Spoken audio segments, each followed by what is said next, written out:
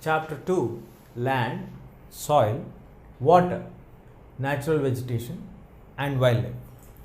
In this chapter, we will be discussing about the different natural resources what we got naturally by the nature. So land, soil, water, these three plays a very vital role when it comes to the natural vegetation happening and also the growth of the wildlife. First of all, let us take details about land. The entire land on the earth is divided into 7 continents, which is covering nearly 29 to 30% of the entire earth's area. So in these 7 continents, I think you all know the names of the continents: Asia, Africa, North America, South America. Moving on to the east, we have Europe, and to the Australia down the line we have Antarctica. So all these 7 continents together, the entire landmass comprises to 30%, or if you move to the exact statistics, 29% of the entire area of the earth where we are staying right now. So in these 7 continents also, one of the continent is completely inhabited by the human beings, that is the Antarctica continent. And moving on to some parts of Europe are very less populated places. Some parts of Asia and Africa are densely populated places. And moving on to North America, upper part of North America also is very less populated, and the other countries all are highly populated places. Why people started to live in only particular regions? Because for our survival we need water. So the next natural resource what we have is water. The water starts to flow from higher elevations to the lower elevations. When the water is flowing from higher elevations to the lower elevations, it starts to flow completely downwards, and the low lying areas are completely susceptible for the flow of the water. So we have the water covering the entire low lying areas. So the areas which are plain areas, which are river valley areas, are very much comfortable for us to do cultivation. That is, we get the fertile soil available there. So initially man started to settle at the river valley regions or the riverside regions, where it provides water for the cultivation, water for his daily needs. So all the purposes are fulfilled. So man started to live in the initial years at the river valley regions. Later he moved towards the plain lands, and later to the hilly regions. And today we find people living in all the elevated places also, and also in the nearby to water regions, nearby to the sea coast. So everywhere on the land we have people living now. So this signifies what is the importance of the land. As I mentioned just now, the cultivation, we need good soil availability. The soil availability makes us to feel comfortable when we are nearby to the water bodies, because it has the water flow, and also the underground water levels will be good, and the fertility of the soil also will be maintained properly because of the soil conservation which happens through the flow of the river. So all these things adds on to find us what is the use of having land, or how do we use the land. One purpose generally for what we use the land is to we stay on the land.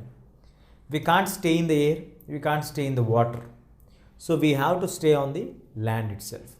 So as we are staying on the land, for all the human beings, they stay on the land. Apart from this, they also use the land for cultivation of the crops, for construction of the houses, for construction of various industries, factories and everything. So all these things have to be constructed on the land itself. Let us now find out what are the other uses of land. Now we will see how the land is used for us in different ways. As I mentioned till now, land is majorly used for agriculture.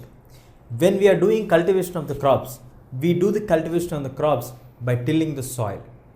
by taking the land as a basic criteria. How many crops per year we have to put also will be studied basing on the land. Basing on the land, if it is the land which is close to the river body, the land which has a good supply of water, the land where the underground water resources are very good, the fertility of the soil is very good, we can cultivate 3 crops in a year. Sometimes we can cultivate 2 crops only in a year. So basing on the land, we can try to know how the agriculture is there, or how can we proceed in agriculture. If the soil is not suitable for agriculture, if it is a dry, barren wasteland, we cannot do cultivation. So this will be determined by the land. Next, land is used to do forestry also. Forests grow on the land itself. When we clear the forest, we again try to develop the forest. So we need to plant the plants and grow them. Mining. Mining is done by drilling the land. We drill the land, then we go into the deeper layers and we try to get the extracts outside. So this is also done by the land. As I mentioned earlier, building houses. We build houses on the land's layers, and roads. The roads are laid on the land. Setting up of industries. So every activity, whatever the human being does, is done on the land itself. We cannot do anything leaving the land. So land plays a very vital role in every individual's life, every country's development, and every nation's GDP also. And moving on to find out how the land is divided. The land is generally divided into private and community. Private, the land which is owned by an individual is called private land.